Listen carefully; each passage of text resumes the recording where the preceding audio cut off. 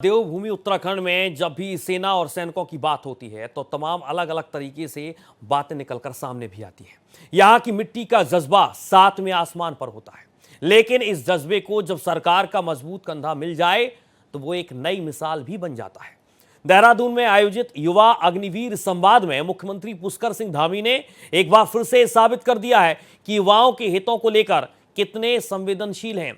देश का पहला अग्निवीर सेल बनाने की घोषणा कर सीएम धामी आज देश के इकलौते ऐसे मुख्यमंत्री भी बन गए हैं जिन्होंने अग्निवीरों के सुरक्षित और आत्मनिर्भर भविष्य का पूरा रोड मैप तैयार कर दिया है।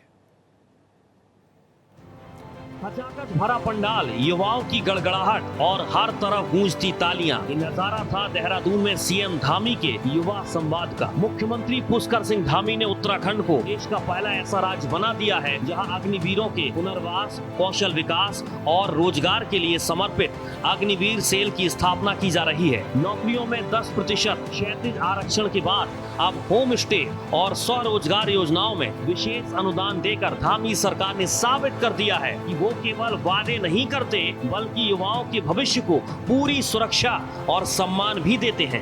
अजय जी और हमारे मेजर जनरल साहब जो है गुलाब सिंह जी जैसे लोगों का हमको पूरा उसमें उस टीम का सहयोग मिलेगा।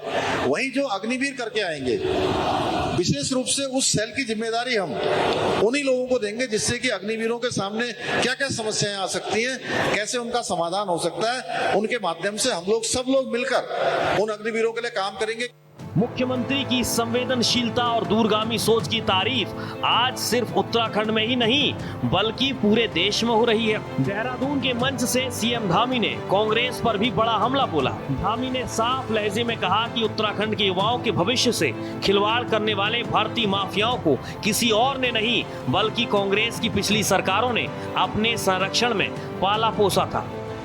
कालखंड आ गया 2012 के बाद का।